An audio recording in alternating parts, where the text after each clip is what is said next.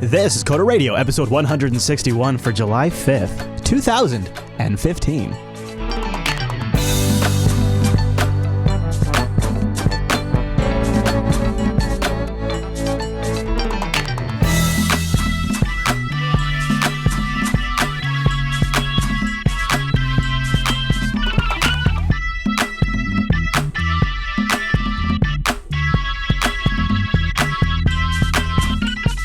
Hi everyone, and welcome to Coda Radio, Jupiter Broadcasting's weekly talk show taking a pragmatic look at the art and business of software development and related technologies. This episode is brought to you by our two fine sponsors, DigitalOcean and Linux Academy. I'll tell you more about those great sponsors as this here show goes on.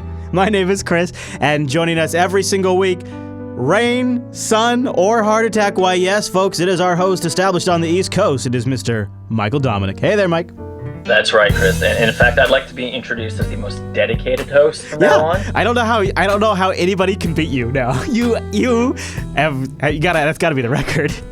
I mean, that's the title right there. Yeah. That's just it. Yeah. Yeah. For those of you who were wondering, as of episode 161, although you would think I would have given it to Alan by default, because the man's made it for hundreds of episodes in a row. I do miss shows, so Alan's got me on that. Yeah, but the one thing that you can't, the one thing, unless Alan's really committed, I don't think he's gonna have a heart attack and then show up and do a show.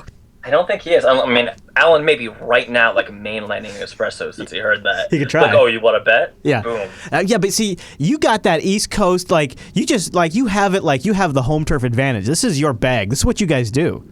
You got this. I wanted my MacBook in the hospital bed. All right, so for those of you who don't follow you on Twitter, what the hell happened?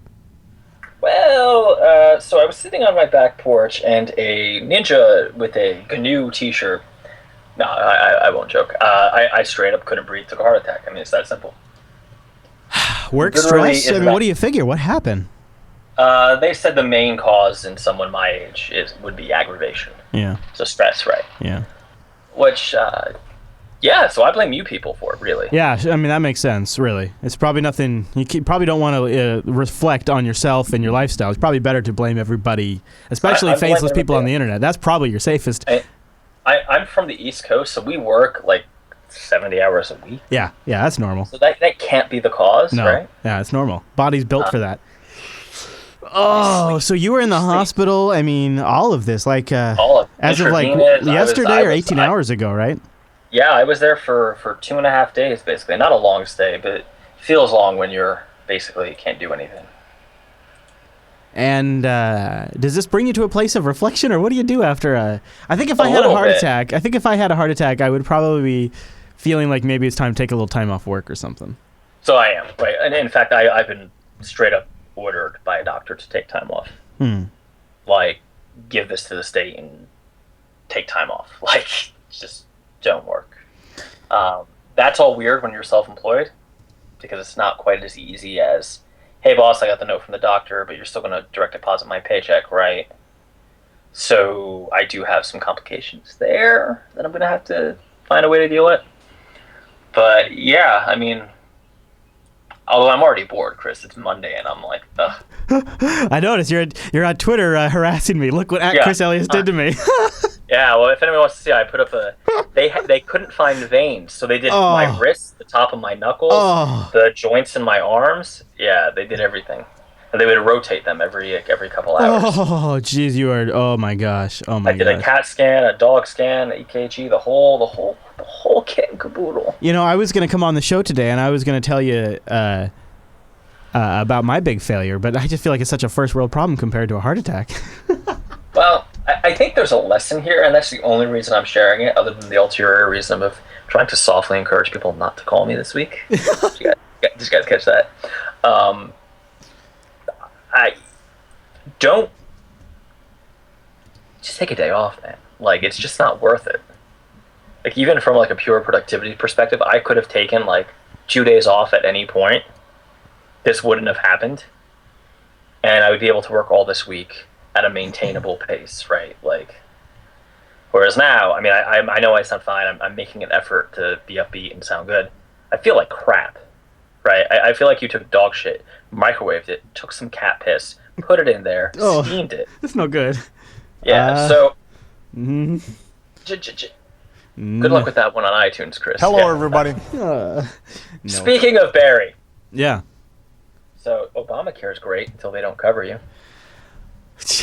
Are you serious? Wait, you tell me you would have had a heart attack? That's got to be like one of the top 3 things people go in America for. What are you telling me? The heart attacks aren't covered by Obamacare? Apparently, there was something wrong with my tax information, so they were like, "No, we're denying the claim." So, guys, gotta make sure. Okay. Yeah. So, have you been paying? Have you been paying for your medical? Yeah, care? paid. Okay, I mean, it's one of those things. They'll eventually cover it. Yeah. Yeah. Yeah. It's just funny how I paid all year last year. I never went in a single day because, well, when the hell would I go in? I mean, that's me. I never go to the doctor, but when I go, I go. Yeah, I hope that's not me. I hope that is not me. That's so. So what's your plan? You're gonna take it easy for a couple of days, or a couple of weeks, or a month, or what do you do now? So I am absolutely positively ordered not to work this week. I will probably break that order a little to do things like, hey, you owe me money, send an invoice, stuff like that. But because people do that to me, so you know how that goes. I don't foresee myself doing really anything this week. It's hard, right? Because it might seem like a silly order. Don't work for at least a week. Oh, I'll be fine. But I have literally just proven that I won't be fine. Like pretty much. Anybody who knows anything, my heart rate was up to 235 beats per minute, which is roughly triple what you're supposed to be at. Yeah. So you really can't screw around with this. And I think the reason I'm talking about it is, particularly our audience has a bad habit of being stupid like me, right? Client's angry, work till 3 a.m. Actually, client's angry, just tell them to go fuck themselves. Really, honestly, you shouldn't be doing it at all, ever. That's my perspective. Yeah. Yeah. Because you don't hear about lawyers overworking and taking a heart attack ever, right? Because I leave at 5. Yeah, boy. Oh. Yeah. Yeah, I guess that's something you got to think about. Yes. Yeah. It's. So Chris, don't die. You have lots of kids. I do. I have 3, as a matter of fact. One of them's here at the studio right now, playing Minecraft while I do a show. Sure, number 4 is well on his way. Oh my God! I couldn't imagine. I could not imagine. I don't know what I would do. Yeah. Right now I want to. If you know what's the hardest thing about running your own business is the fact that you never ever have money. I'm gonna be able to pay the power bill, and I'm gonna be able to we're gonna have a barbecue tomorrow, which is super cool. I invited people over to celebrate Linux Unplugged 100. To come to the studio, so I'm going to barbecue some burgers and some hot dogs, and I was able to get all the stuff for that and some beer, and I can do things like that. That's within my reach. But what I feel like would save me, what I feel like would be the big thing for me to do would be to seriously get an RV, put some recording equipment in it, and then just drive for a while, and talk to people along the way, and just have a huge change of pace. I think part of my problem is. And maybe there's some sort of condition for this. Every single thing in my life gets monotonous. Everything. Anything I drink for a while, anything I eat for a while, people, everything. Except for doing these shows, actually, now that I think about it. This is the only thing that doesn't get monotonous for me. But everything else, even the route I drive to the studio, I get bored with, and I'm desperate to change it. Does this happen to you? Does everything, from the energy drinks and the beers to the cigar you smoke, it all gets boring? Everything. It's like tea. I'm bad, though. It's Mac is getting boring. Let me go look at a Linux laptop, right? Yeah. Ubuntu's boring. Let me go get Arch. It's ridiculous. And that's one of the fun things about Linux is that feels like you can always keep digging there. But this aspect, so now I'm just I feel like I don't know what to do other than have a big change of pace and get out there. And one of the things I want to do for years is do that. But see, this is what's frustrating, because if I worked for a company, I could rock the shit out of a proposal, man. I could put together a proposal. If this was the company's business, if I worked for another company that did this thing, oh man, I could make the business case for this. Hands down. But they would have to take care of the money, right? But see, in this scenario, I have to take care of the money, and it's just not there. It's not there, so I just have to sit here. And I see, so it feels like burnout after a while, because it's fixing technical issues. It's all these little things about the job that just after a while burn you out. But the thing that kills me is like you do a job, and then they don't pay you. Yeah. And now you've got to invest all of this energy. The reality is, like, you could say, oh, but you got paid, right? It's just part of doing business. Yes, but you didn't get compensated for that additional effort. Do you know what I mean? Like that additional, like, or you're swimming along, and then hey, it's a quarter, so taxes. Yeah. All right, let's not talk about stuff that's going to get your heart going, because we don't need to go there, because that's really raising my blood pressure too. If I dropped on the air, the ratings would be unbelievable. That would be an amazing episode. I think we'd have to ship that. Would you be okay if we ship that? I mean, I got to get paid out of it, but yeah. Oh, that's great. I love it. All right. Well, we'll make sure somebody does. You know that alien in the Phantom Menace, the Todarian or whatever, the guy who's like, mind tricks don't work on me, only money? Yeah. Yeah. New Jersey's a state of those guys. like that's what we all are. It's like, hey, gonna pay? All right, great. Oh, what we ought to do is, you and I need a vacation. We ought to meet somewhere up in the middle of the U.S., like just a dab step in the middle, just get in a diner somewhere and do an episode. Go to Kansas. I keep talking about Kansas. Yeah. I wanted to, before we get into all of the things, there's a topic we want to discuss today that is close, near and dear to both Mr. Dominic and I, and this time we titled it, we're revisiting it with a vengeance, because something new is broken. But before we get to all of that, I don't know what to make of this story about Microsoft. The lead story is that Microsoft is not going to support Silverlight in Edge, the new Microsoft browser. That's the headline that... Wait, is that still around? Yeah. Silverlight? Well, Have you seen Netflix? Yeah, Netflix is still using it. Oh, that's right, okay. Yeah, I know, right? But I think the bigger headline here, and maybe not too surprising, but I still think it's the bigger headline, is what actually is happening. Is Microsoft is killing off ActiveX altogether in the browser, including Silverlight. ActiveX with as of Edge is going to be dead.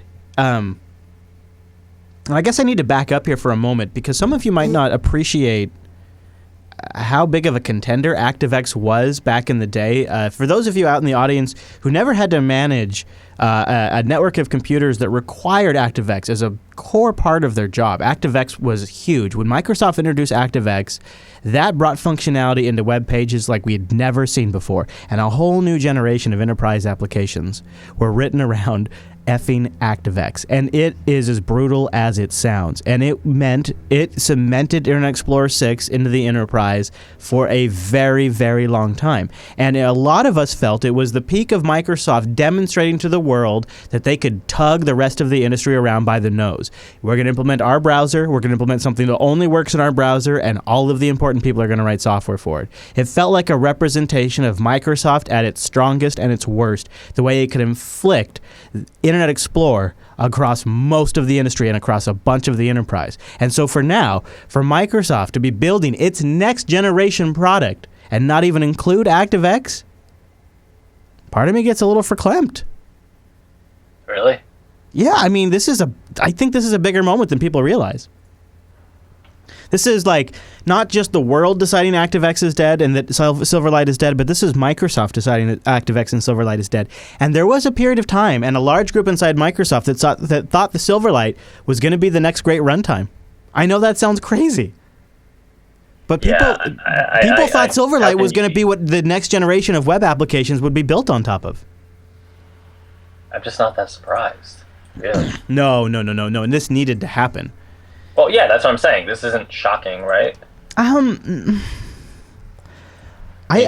know what it is? No, you know what it is? You know what it is? It's not shocking. No, you're right. It's not shocking. No. No, what it is I'm looking for these. Is there really a Satya Nadella effect? Because I'm a big skeptic. I don't believe that a company of 25, 50,000 people comes along, one guy comes in, and all of a sudden they have this whole new feeling about open source, this whole new feeling about the market, this whole everything. So I'm always looking for signs, and that to me, them being the ones to shut down ActiveX, I don't know. I find you don't find that to be somewhat insightful into where they're at as a company? I mean, are you about to say that Satya came in and had a vendetta against ActiveX? No. I think it's a refocusing. Isn't this just ActiveX is old and insecure and crappy, and it was time to retire it for everybody's benefit? Yeah, well, I agree with you there. It just feels like it's time to retire it, right? Like you don't run the same engine in a car. Like GM's not making Chevys with the engines they used 10 years ago. Like you just retire it. It has to be retired. It's too old. Yeah, but this was a product that was built when the Beast was at its best, and so but so was the Pentium 4. Are you running a Pentium 4? No. Right. See, it's not the same. It's not the same. That is not the same. Okay, go ahead. No. No. Here's the difference. One is an incremental. I can't even. They're apples and oranges. So ActiveX and Silverlight were going to be the next generation platform to enable web applications over the web, and it was Microsoft that was dominating this space with Internet Explorer. Like this was them saying, "Here's IE, here's our ActiveX platform, and then when you want really fancy graphics and rich multimedia, here's Silverlight." And it was an expression of them, I believe, at their best strength, at their biggest moment in the market. And now I feel like. Did you just say that ActiveX is Microsoft at their best? Well, their best is in terms of domination of the market, not the best as in of technology. Okay. Yeah. But do you feel what I'm saying there? Like it's like it would be like arrogant. Like, I feel like it would be Apple shutting down QuickTime. I feel like it's that big. It's like if you took something massive that was a core part of the company and a huge part, Active Directory, ActiveX, it was a huge part of this initiative. And I don't know, maybe I'll make it.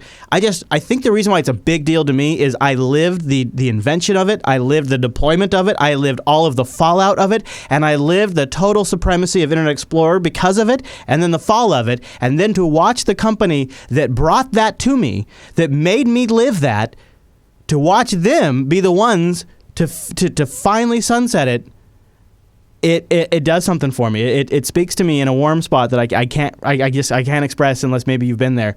To watch this monster finally come to an end, to see ActiveX finally come to an end, I got to be honest, it does something for me in my special place. That's all I'm saying. Wow. Mm-hmm. So this is kind of like the Berlin Wall fell for you. Like. Yeah, a little bit. A little bit. Of course, for those of you out there that are still working with ActiveX app-based applications, I feel for you. Mr. Dominic, we got to get into our big topic of the week this week. So first, I'm going to thank our first sponsor this week, and that's the great folks over at Linux Academy. Go to linuxacademy.com/coders to get our awesome Coder Radio discount. I would love for you to just go try it for a little bit. There's a lot of different courses out there, a lot of different places you can take courses, different platforms for training. But this is the one that's built by people who are truly passionate about the subject matter. They have a wide range of topics. So it's your essential Linux courseware, obviously. And this is great because they have 7+ distributions you get to choose from. They automatically adjust the courseware to match those distributions. That's killer, right? And also that includes any of the virtual machines that spin up as part of the courseware. That gets you started with your Linux basics. But then they build on top of all of the great technology around that. So like if you want to deep dive into the Red Hat stuff, they've got the courseware you need to do that. If you want to deep dive into the Amazon Web Services platform, they've got all of the courseware you need to do that. Docker, virtualization, the LAMP stack, PHP, Perl, MySQL, backing up your system once you have an application deployed, Python, getting a job in the Linux market. They even have that stuff. And then the nice thing about Linux Academy is they match this all with live courseware that you can watch and ask questions from the instructors, a great active community, downloadable comprehensive study guides you can bring with you and listen to on the go, sort of like a podcast. And then when you're ready, you can go take the exams, and they'll help you all along the way. It's a really good courseware from people that truly love, live, eat, and breathe this stuff. You got Linux enthusiasts, open source advocates, programmers, educators. They all came together. They created the Linux Academy platform from scratch, and it is awesome. You go in there, you get breakdowns of exactly how long each section is going to take you, how long the courseware is going to last. You get progress reports, you can take reminders, and if you don't have a lot of time available, they even have custom learning plans where you can go there and set your amount of availability depending on, like, I'll have 1 hour available on a Monday, I got 2 hours available on a Tuesday, I got no time until Thursday, give me another hour there, and then give me a couple hours on Friday or something like that. You know, whatever your schedule would be.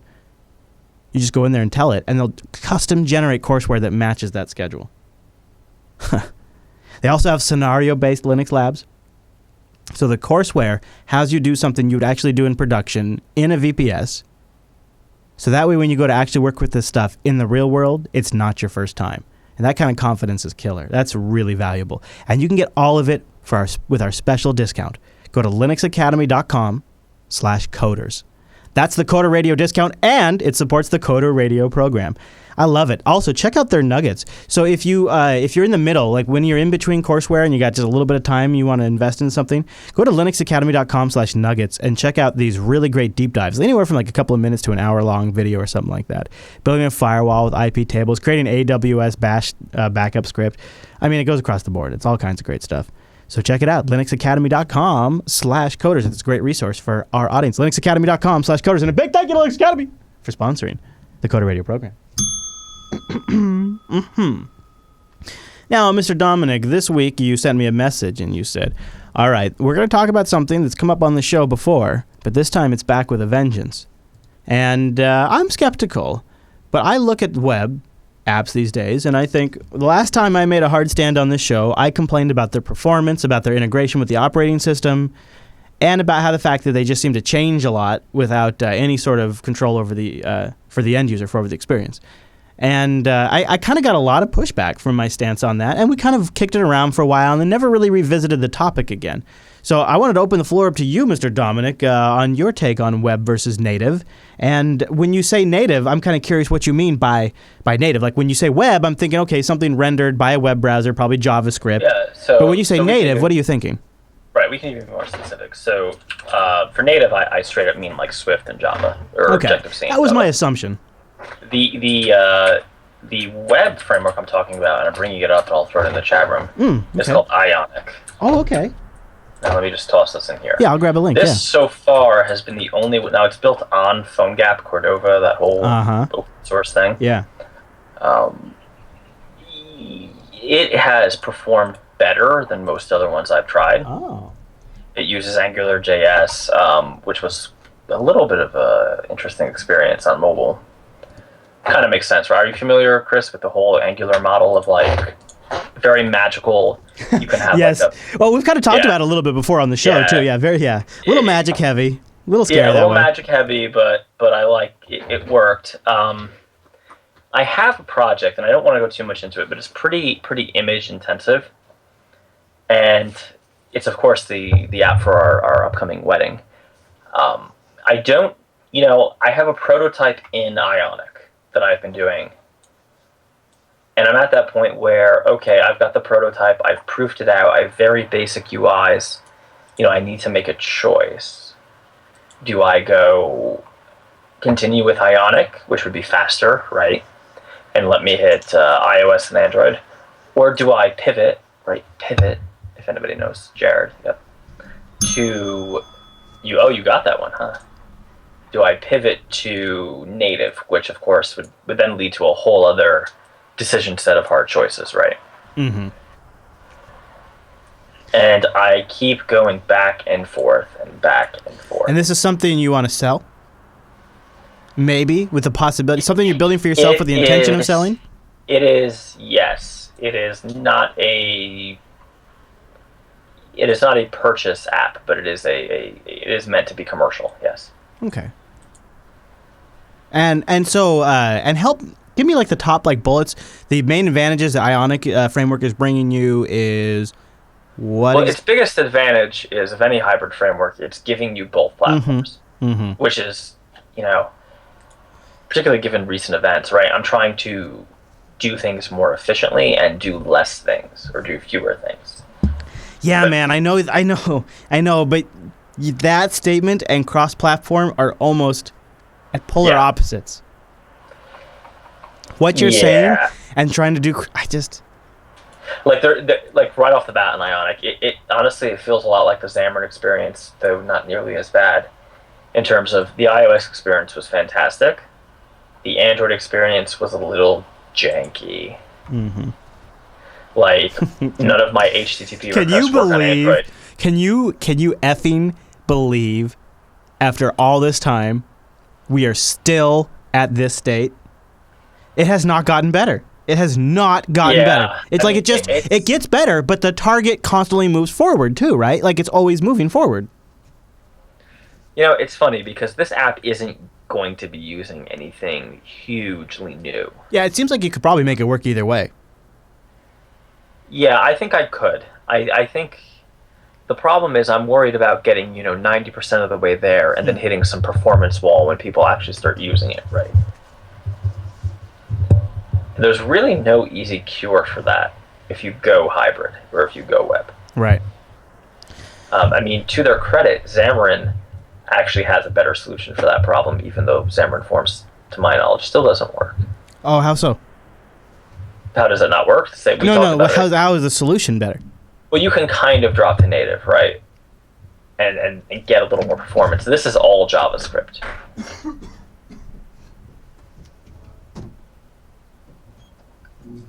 So it's tempting, though, right? Because so for anybody who hasn't had it yet, made this decision yet, it's, are you trading quicker performance for doing the work twice, right?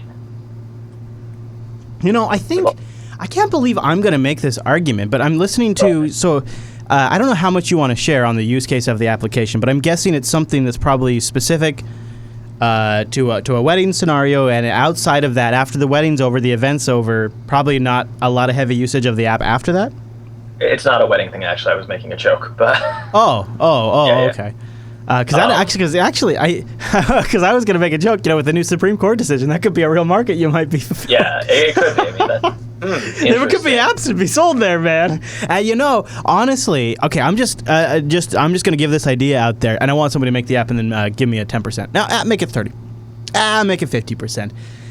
Why is there not an app that essentially live streams a wedding? Like, it combines everybody's phone to work together. All the pictures collaborative can be taken together. Right. Any video could be collaboratively streamed. It just seems like you would just need a local Wi-Fi network, and they could talk to each other over the LAN, and then you dedicate one phone or one tablet as the master device that collects all of it and sends it up.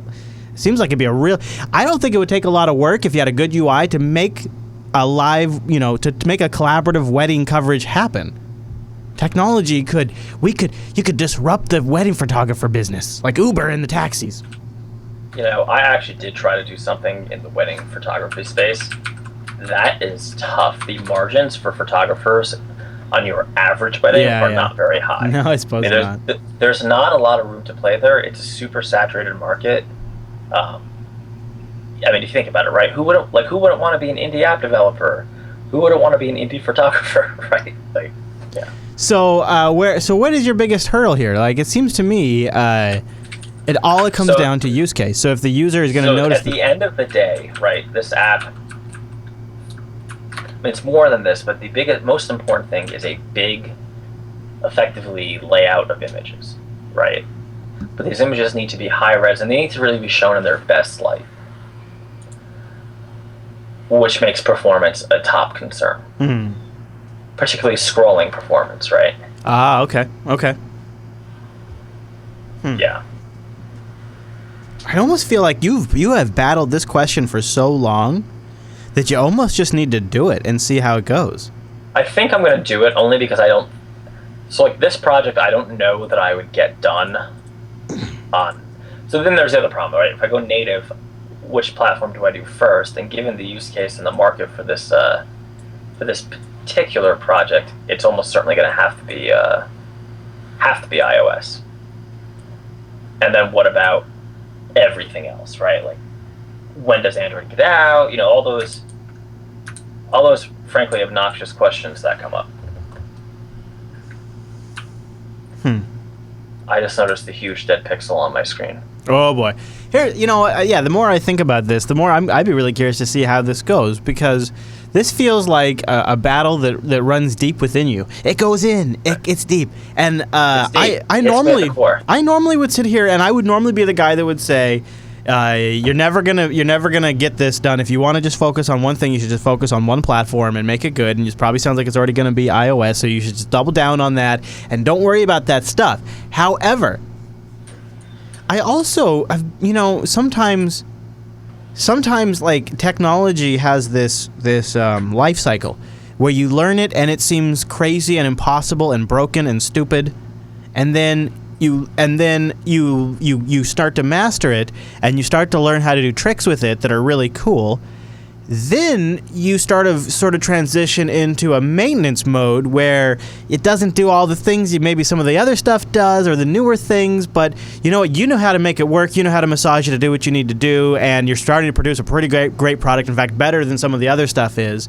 And then I think after a long time, it then again transitions into, I effing hate this, I resent this, it's not capable. But I wonder if you get stopped at the, this is crazy, it's not going to accomplish everything I needed to do, I don't know if this is supportable phase, instead of pushing through that and getting into the maintainable, I can make it work and ship a fairly good product with it phase, and then deciding if you want to continue with it. But you might just have to ship something and then support it, and you might just have to ship something where you are forced to actually make it work, so you're forced to come up with the solutions to make it work and do that a few times, and then once you've accomplished that, then you'll have your answer. But until you've done it, maybe you won't have your answer. What do you think?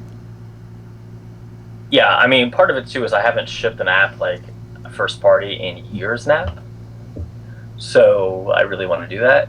And you sound like somebody hasn't dated. Like, I haven't been on the market in a long time, and I'm just not sure what the scene's like out there, and like what people are into anymore. Like, you know, a couple years ago, it would have been no-brainer, do it iOS, right? And in a weird way, I feel like I'd be further. But I don't know. Well, you would, because you would, because 1,000 decisions would be made for you. Right, how are you, like everything from what's your IDE potentially is made for you, right, to how are you going to charge for it? Because if you wanted to, you could throw it up on your website and use Stripe, and you could write your own checkout system, and then people could download an APK and sideload it to their Android device, right? That's a possibility. I mean, if you choose to make it for iOS, right? But that is a choice you could make. If you choose iOS, that choice is made for you, right?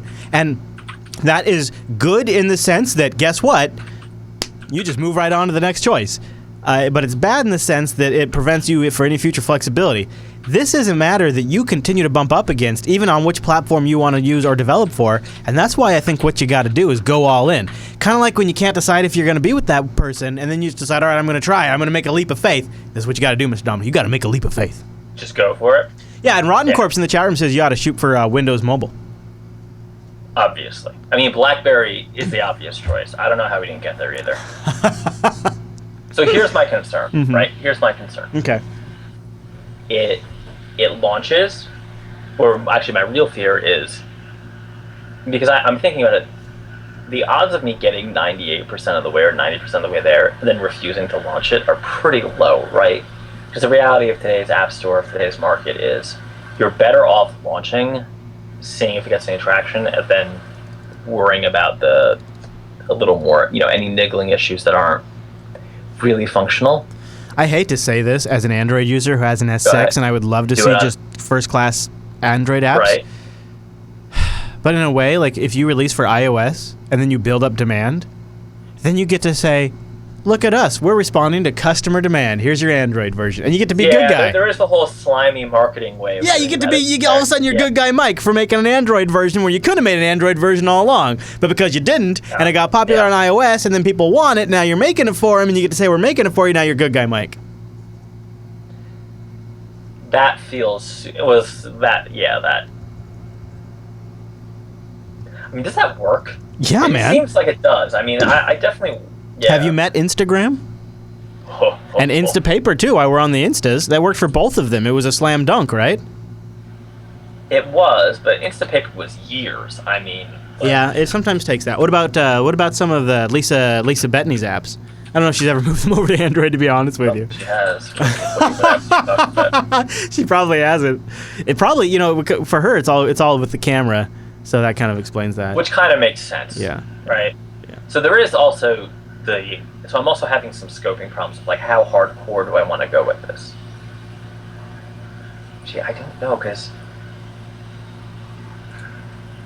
You know, should I be evil, Chris? Should I be evil? Yeah, well, or, you know, just let you voice the evil. Doesn't mean you are going to be evil, but you could voice it. Part of me wonders if the actual segment this is targeting are just so overwhelmingly iPhone users that I would be better off just... Can you give me an example of what that segment looks like? We're talking pretty much well-to-do, artsy kind of people. Yeah. Yeah. Yeah. It seems, and we're skewing younger too. So I think the demo I worked up was like 26 to 35, which is pretty big, too big actually. But What is going on in your background over there? What is that? oh yeah, it's an air raid. I'm sorry. Yeah, is it? We both have noisy backgrounds. I'm so sorry to the audience. I hope I'm so sorry to the audience. it won't stay like this forever. We apologize, but I got a new air conditioner unit, and it's not as quiet as it's supposed to be, and I had to turn it on midway in the show because when it gets about 85, 90 degrees in the studio, I stop being able to think, and I can't actually formulate my thoughts anymore. So I had to go turn on the air conditioner, but I'll turn it off in a minute. I apologize if it's loud in the background. I shouldn't have said anything, but wow, Mike, this is interesting. So will you just kind of keep us you're kind of giving us details and teases that kind of sound like it should be iOS specific, but I know you got some thinking to do. So yeah, I think I'm going to meditate on it for a couple days and then move. The other question is, and one thing that's maybe pushing me away from iOS specific probably has to be Swift, because I don't know how I feel about launching an Objective-C app today. Oh, I think Objective-C still got plenty of life left in it. I do, but so there's also one piece of functionality that I'm thinking about integrating with Wearables, where it kind of kills the whole hybrid conversation in its tracks. Like, Oh, yeah, that does. yeah, that throws a whole monkey wrench into it. Yeah. My Pebble Watch is supposed to arrive this July. Oh yeah, let me download that SDK right now, Chris. Yeah. Yeah. Have you played at all with the Apple Watch? I know you've got the Moto 360.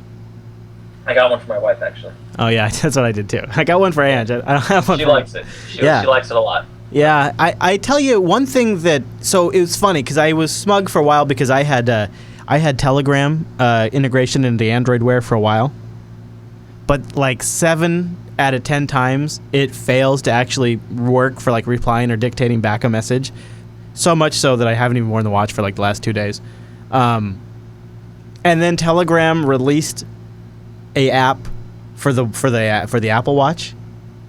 And it's like it's super smooth the way like the message like pops up on the screen, and then she taps one button, and then just like she doesn't even have to bring the watch up to her face. She just talks, and the voice recognition gets it and sends the reply back, and it has yet to fail.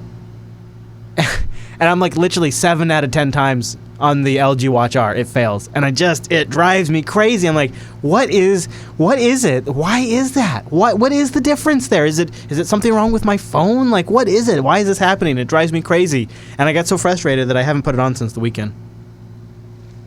So yeah, I'm just gonna wait.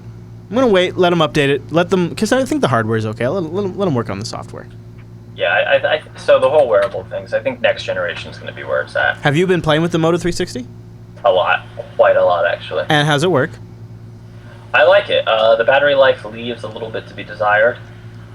Does the Moto 360 support all the always-on app screen stuff? I don't know. Okay. Yeah, I don't know which ones do or not, but that's kind of nice. That's an area where Android Wear kind of has a leg up over Apple Watch. Is the always-on, but you got to have an OLED screen, I think, for it to work. Or maybe I might be talking about. Oh, okay. Is that how that works? Okay. I don't know exactly. It's confusing. Anyways, Mr. Dominic, we have a couple more things to get to in today's episode of the Coder Radio program, so we should probably take a moment right now and let's all thank our friends over at DigitalOcean. Now, I love DigitalOcean. Right now, my son is here in the studio playing Minecraft and is running on a DigitalOcean droplet. You know, that's really neat because I wanted something safe for him. Something that he could go explore, and something I could back up myself, so if he makes a mistake, I can bring him right back to where he was at. That's something, Dad. This is nice. Dad, I burned my house down. Well, son, maybe I could restore that for you. Actually, there's a lot of things you can use DigitalOcean for. One of the things I think is great about DigitalOcean is they'll follow the best and greatest open source projects, like CoreOS and Docker. They were really hip to containerization from the very beginning. And so when they start to implement something like Docker or CoreOS, they really go all in. And I love that. As a developer, that means you could be sitting on your workstation or your laptop writing something in a container, and you can upload it right to a DigitalOcean droplet and have it online in just seconds. It's really slick. DigitalOcean has a very straightforward pricing plan, and I like it too because they even have hourly. So if you just want to do testing, they can accommodate that. And they are great. If you're not familiar with them, I understand. you've probably been living under a rock. DigitalOcean is a simple cloud hosting provider dedicated to making sure that you can have the most intuitive and easy way to spin up your own cloud server. You're going to have root access to it. They got HTML5 consoles. So you can watch that thing in your web browser from your phone to your desktop, go from post all the way up to the login screen. You get started when you spin up a droplet in less than 55 seconds, and pricing plans start at only $5 a month. That'll get you 512 megabytes of RAM, a 20 gigabyte SSD, 1 CPU, and a terabyte of transfer. That's amazing. And you can one-click deploy things like WordPress or GitLab or, I mean, the list goes on and on, really. I don't need to go through all of it. It's all of the best technologies that you hear about all the time. Like if you want to start working on an application and you don't want to spend half your day setting up an Ubuntu 14.04 rig, setting up Nginx or Apache, setting up MySQL or whatever the hell you want, I don't care. Like if you don't want to spend half your afternoon doing that, DigitalOcean's got one-click deployments. You boom, the whole LAMP stack gets deployed. It's all subscribed to the updates. You just go into the machine, it's getting all the updates from the repo. It's a fully up-to-date Ubuntu rig that you can keep maintaining from that point forward. And then their dashboard is killer. They have this amazing dashboard that's very straightforward and simple. So you can take snapshots, you can do DNS management, you can move machines around, you can transfer them if you're setting something up for a friend or a client or whatever. And that's also where you can play with all the different distros or FreeBSD. And then they have a very straightforward API where you can replicate the functionality of all of that dashboard on your own. Lots of good community apps built around that API too that you get to take advantage right out of the box. You don't ever have to write a line of code to take advantage of those things. And the best part is DigitalOcean has data center locations in New York, San Francisco, Singapore, Amsterdam, and a brand new one in Germany. And this one in Germany is hot. It's got 40 gigabit E connections to each hypervisor. It's their fastest SSDs yet. And that spot they picked in Germany, it's no mistake. They picked the best location to make sure all of the neighbors around Germany have the best connectivity possible. That means you can deploy your stuff over there and people in that region are getting super fast downloads.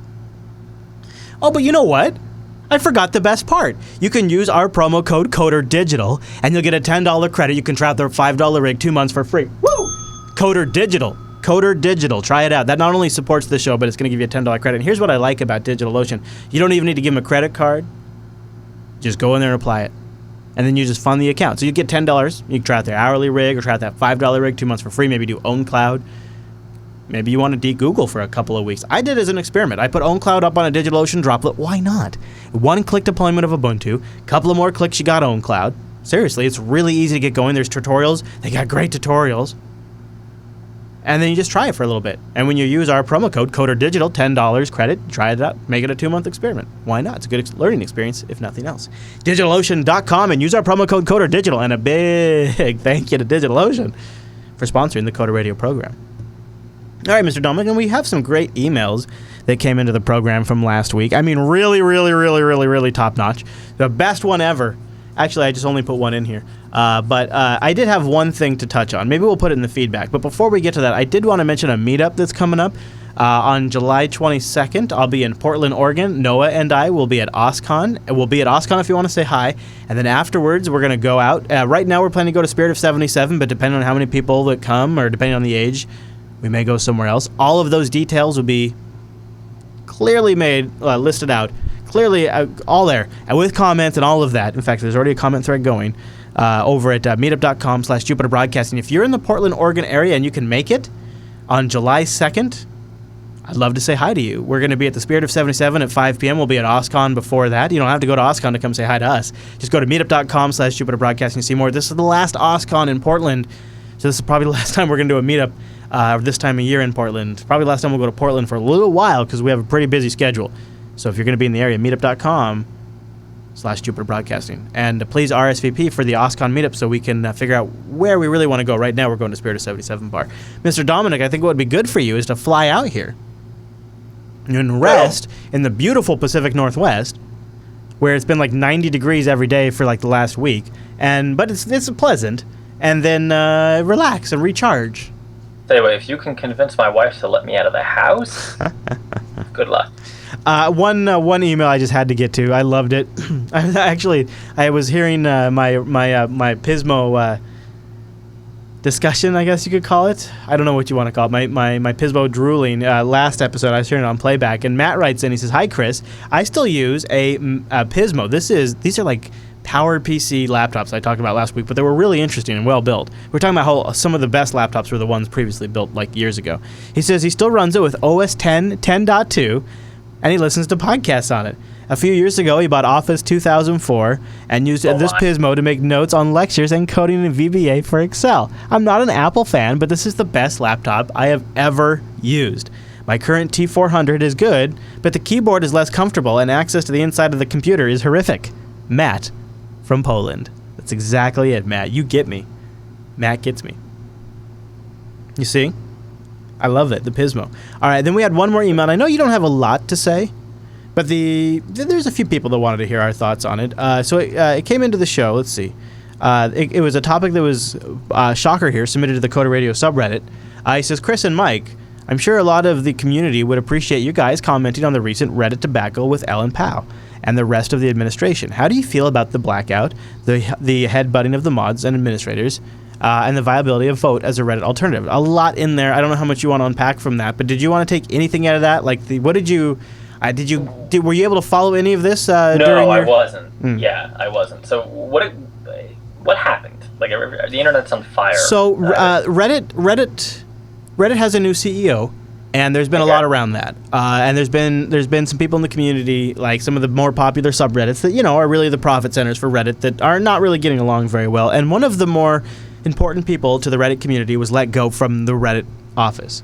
And as a revolt, as a response to that AMA, a lot of really huge popular sites, the R Science subreddit, all went private, went offline, essentially cutting off Reddit from any ad revenue from those sites. And some of them posted a big, protest newsletter.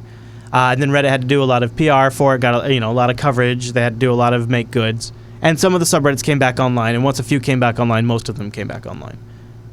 And it was really, it was some people saying, well, Reddit's taking advantage of us. I think this is one where I have a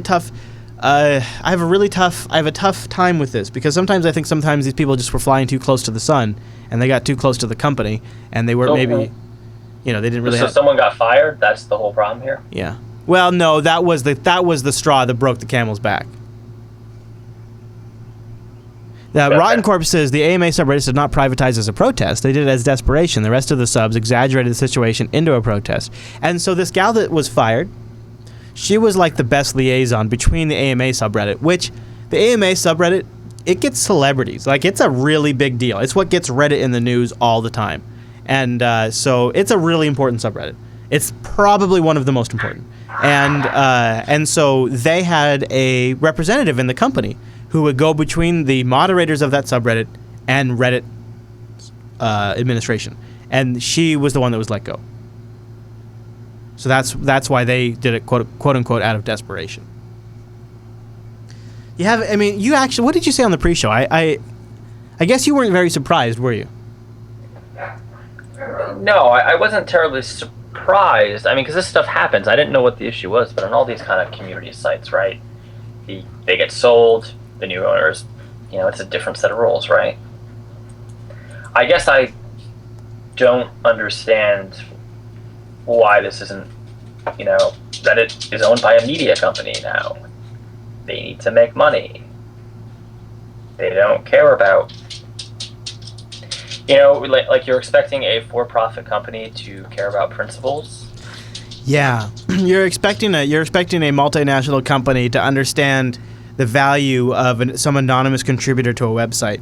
Like, we understand it, but how can you expect them? Well, not only that, though, from a legal perspective, again, not a lawyer, but allowing anonymous activity is actually your liability as the company. Well, I don't know how anonymous some of these mods are, but you get my point. I doubt but they are to these executives, right? They're just usernames to these executives. We won't say anonymous. They're usernames. Might as well be anonymous. They're not real people to them. Of course, an IMA is the IAMA is the most profitable, one of the most profitable. It's got celebrity status. So I always find it interesting because I look at this from the lens of an open source follower, where I think, could you imagine like a big open source project kind of being taken hostage by its community? Because sometimes, there's such a disconnect there. You know what I want? Because to me, I'm kind of in Mike's camp. This doesn't surprise me at all. this seems kind of natural. It seems so natural that business types would think, well, that's kind of a Wild West, that Reddit. So what we need to do is we need to encourage that Wild West nature, but we need to make sure all of the business aspects of it are taken care of. So we'll bring in somebody to run the business end. We'll bring in a business type to run all the business stuff, and she'll be a liaison between the Wild West and us. And of course, they brought in a business type who's completely disconnected from how communities work. She's never ran a business before, and it is unfortunately exactly what happens when one of the founders of the company leaves. And the company that bought them brings in somebody from... I don't need to get into it. That's my opinion. I'd like to hear the audience's... You can't... take the whole community aspect out, right?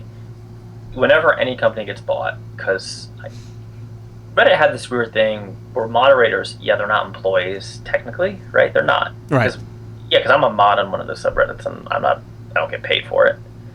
But you can be removed by Reddit, can't you? Yeah, I would assume Reddit could just unprivatize these subreddits if they wanted to. I know there's just funny inside baseball. For some reason, DominicM.com is marked as spam on everything. I think we're watching, we watched this happen to Dig, and now it's like we're watching it happen to Reddit. This is exactly what I was going to say, right? You get two mods who just override each other, but did the corporation actually remove people? So Rotten Corp says there was 4 admins that the community liked, and 3 of them were fired in the past month, including a guy who started the Reddit gift system, which is actually a really cool system. Rikai says the flip side is that the thing is that makes their product profitable is those anonymous people. It's in their interest to make those people happy and listen to their community. They're screwing themselves more than anything. I know, that's always the fascinating thing about when a community revolts. It's usually because the company isn't doing something in their best interest and the community knows it. Well, Reddit only makes money on ads and those little gift things, and right? gold, Reddit gold. Hey. I mean, I don't understand this. I feel like because the way it sounds is, this person woke up, said, you know what, I don't like these people, they're fired. I feel like there's more to this equation than meets the eye. There has to be. Were the mods allowing inappropriate stuff, things that... Nope. No, it wasn't the mods that were let go, it was people in Reddit that were let go. Oh, these were the actual employees were let go. Yeah. I know. I open it up. Go to codaradio.reddit.com. I know people there have an opinion. Let us know. codaradio.reddit.com. That's the format. That's the form. Please explain these interwebs to me, because I'm clearly lost. You feel like an old man right now? Heart attacks? Don't understand the Reddits? Yeah, it's not been a great week. It's Monday. Oh, Mr. Dominic, if we want to follow up on you throughout the week and see if you're surviving, where would we go? Riverwood Hospital. No, I'm kidding. Just follow @BuccaneerTech on Twitter or @Doomnuko on Twitter. Oh, I like that. Yeah, @BuccaneerTech or @Doomnuko, of course. You can follow me. I got a new Twitter account, same username, but it's a new account @ChrisLAS. You can follow the network @JupiterSignal. We tweet about live shows and releases. Also, if you'd love to join us live and hang out in our IRC chat room, go to jupiterbroadcasting.com/calendar to find out when the Coda Radio Show is live. We do it at noon Pacific, 3 p.m. Eastern, jblive.tv. All right, everybody, thanks so much for tuning this week's episode of Coda Radio. Oh, one more thing. Please go to jupiterbroadcasting.com/contact. Send us in some emails. Give us some feedback. We'd love to read them. All right. See you right back here next week.